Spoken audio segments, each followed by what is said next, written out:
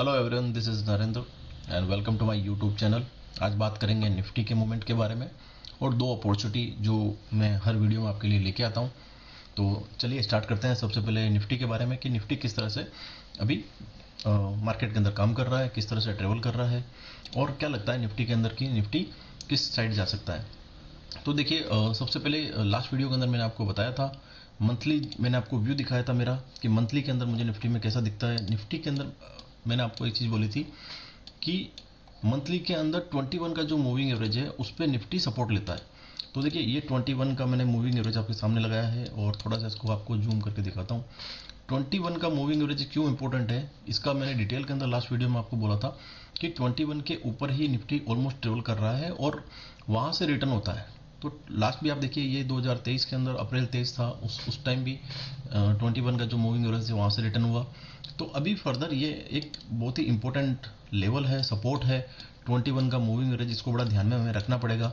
तो जब भी आप कुछ इन्वेस्टमेंट कर रहे हो तो एक बार इस मूविंग एवरेज को ध्यान में रखिए। 21 के मूविंग एवरेज से कल भी होल्ड लिया है निफ्टी ने और परसों एक फॉल हुआ था। तो एग्जैक्ट उस फॉल को अगर मंथली में हम देखते हैं तो 21 के मूविंग एवरेज पे इसने टच किया है और उसके बाद में कल एक पोज टाइप की कैंडल बनी है। तो ये मेरा मंथली व्यू हो गया। इसके बाद में अपन चलते हैं डेली के अंदर। डेली में अगर आप देखोगे तो निफ्टी का 2 दिन में आप देखिए, एक डाउन साइड के अंदर निफ्टी ने एक बड़ी कैंडल बनाई, यानी डाउन साइड के अंदर ब्रेकडाउन हुआ था और उसके बाद में कल एक पोज टाइप की कैंडल बनाई है। यानी कि जो परसों निफ्टी जो क्लोज हुआ था करीब करीब 22,800, मैंने ये भी कहा था कि 22,800 इसलिए इम्पोर्टेंट एक सपोर्ट बन जाता है बिकॉज कि मंथली के अंदर 21 का मूविंग एवरेज वहाँ पे आ रहा है। तो वहाँ पे निफ्टी ने उसको टच किया और कल वापस अपसाइड में एक पोज टाइप कैंडल बनाई है। पोज कैंडल का थोड़ा सा इंपॉर्टेंस इसलिए होता है कि हालांकि नॉर्मली लोग पोज कैंडल को इंपॉर्टेंस नहीं देते हैं, बट मैं देता हूँ बिकॉज पोज कैंडल डिसाइड करती है कि निफ्टी का अगला मूव किधर होने वाला है। अगर पोज कैंडल के अप साइड चला जाता है तो हमें कुछ टाइम के लिए या आने वाले टाइम के लिए अप साइड का मूव देखने को मिल सकता है, और अगर पोज कैंडल के नीचे की साइड में अगर फॉल स्टार्ट होता है तो फिर आने वाले टाइम में नीचे की तरफ भी फॉल हमें देखने को मिल सकता है। तो फिलहाल अगर मैं आपको ये दिखाऊं कि देखिए 9 का जो मूविंग एवरेज है, 21 का जो मूविंग एवरेज है, फिलहाल निफ्टी उससे काफ़ी नीचे है। तो मार्केट की ये वीक पोजीशन होती है कि अगर 9 दिन के मूविंग एवरेज से भी मार्केट नीचे काम कर रहा है, निफ्टी नीचे काम कर रहा है, तो इसका मतलब एक वीक सेंटिमेंट चल रहा है और वो सामने नज़र भी आ रहा है। तो निफ्टी को अगर फर्दर हमें अगर अपसाइड अगर देखना है तो सबसे पहले एक ही सिनेरियो है कि निफ्टी आज ये जो पोज कैंडल थी इसको अपसाइड के अंदर ब्रेक करे और कहीं ना कहीं 23,400 का जो लेवल, जो मैं बार बार बता रहा हूँ कि एक बड़ा इंपॉर्टेंट लेवल है, इसको क्रॉस करके अगर उस पर सपोर्ट लेता है तो फिर आने वाले टाइम के लिए निफ्टी को हम अपसाइड में देख सकते हैं। दूसरी चीज़ ये है कि ये कल अगर हम इसको कल के डेज के अंदर अगर हम लोग देखते हैं 15 मिनट की कैंडल में जाके, तो निफ्टी ने कल किस तरह से परफॉर्म किया। कल का सिनेरियो देखना इसलिए इम्पोर्टेंट है कि कल की कैंडल ने पोज कैंडल बनाई है, तो उसको ज़रा समझते हैं। ये देखिए, निफ्टी ने कल जो है, सबसे पहले अननेसेसरी में ये मूविंग एवरेज बंद कर देता हूँ।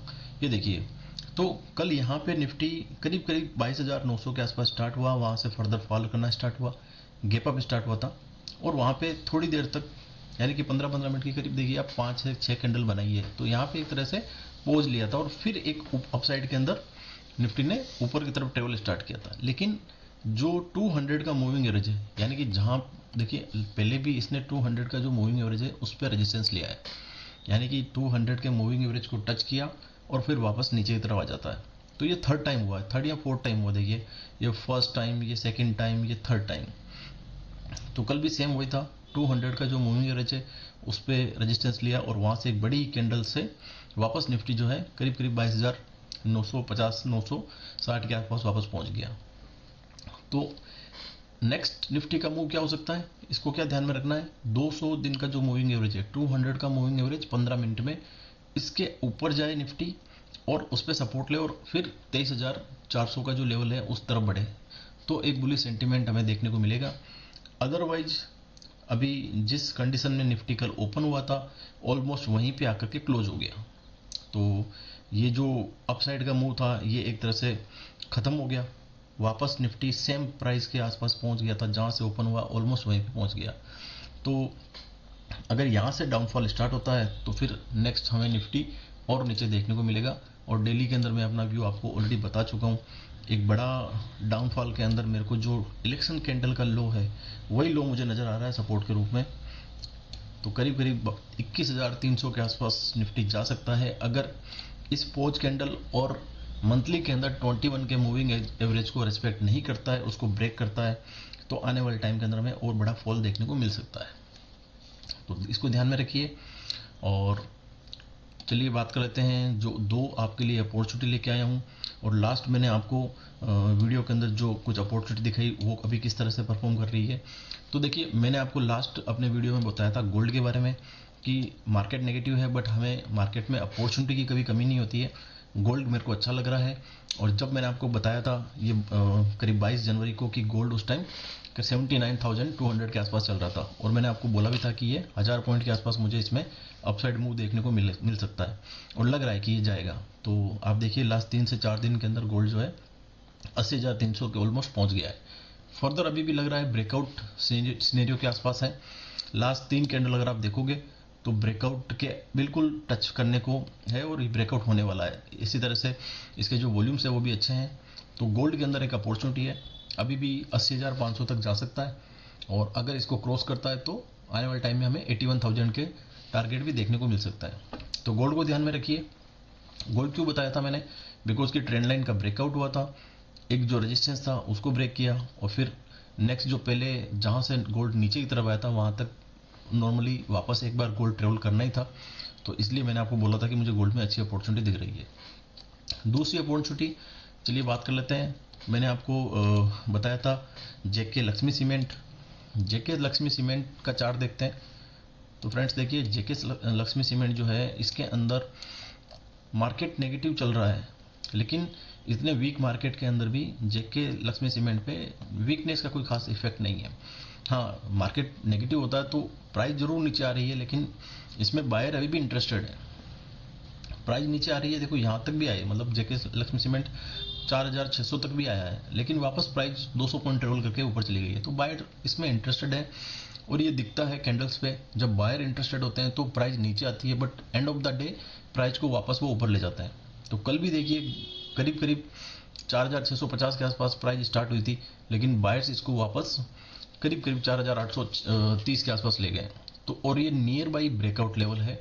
आप देखिए यहाँ पे ये लेवल था जहाँ ब्रेकआउट का लेवल था, उसी लेवल पे वापस धीरे धीरे उसी के पास में कैंडल्स बन रही है। जब भी ब्रेकआउट लेवल के आसपास ज़्यादा कैंडल्स बनती है अगर इसको फॉल करना होता है डाउन साइड में तो देखिए इमीडिएट फॉल आता है, यानी कि 3 या 4 दिन के अंदर वापस नीचे गिर जाता है। लेकिन यहाँ पे अब फॉल नहीं आ रहा है और साइडवेज टाइप की कैंडल बन रही है। जितना ज़्यादा ब्रेकआउट लेवल के पास में कैंडल्स बनती है उतने ज़्यादा चांसेज होता है ब्रेकआउट के। दूसरी चीज़ ध्यान में रखिए कि इसके वॉल्यूम्स देखिए। अगर मैं आपको इसके वॉल्यूम दिखाऊं तो वॉल्यूम बढ़ते जा रहे हैं और वो भी ग्रीन्स वॉल्यूम, यानी कि बायर्स के वॉल्यूम बढ़ रहे हैं। इसमें बायर जो है वो इंक्रीज हो रहे हैं, बढ़ रहे हैं और इसी कारण से इसके वॉल्यूम बढ़ रहे हैं। तो इसको ध्यान में रखते हुए लग रहा है कि ये ब्रेकआउट करने वाला है।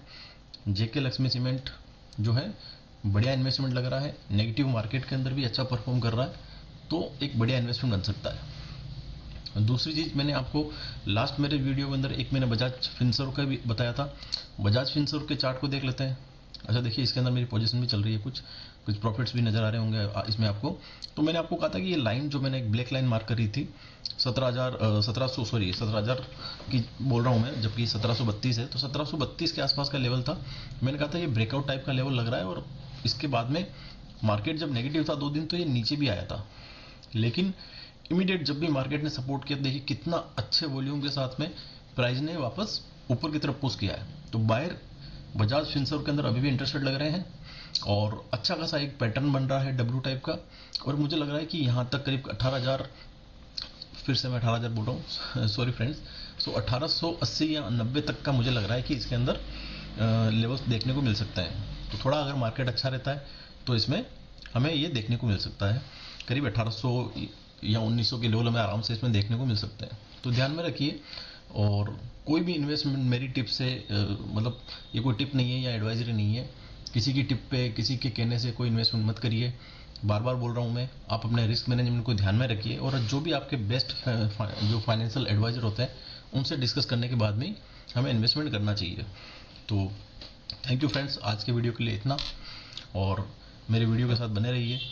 डेली मैं आपके लिए 2 अपॉर्चुनिटी लेके आता हूँ अपने रिसर्च के बेस पे। उस स्टडी को ध्यान में रखिए, अपना उसमें नॉलेज लगाइए, उसको देखिए, मार्केट में उसको वॉच कीजिए किस तरह से मेरी स्टडी परफॉर्म करती है। और आपको लगता है कि मेरी स्टडी काम करती है तो मेरे वीडियो को ज़्यादा से ज़्यादा लाइक कीजिए, शेयर कीजिए और वॉच कीजिए और देखिए इसको। Thank you so much. अपने सजेशन कमेंट्स में डालिए। Friends, thank you so much.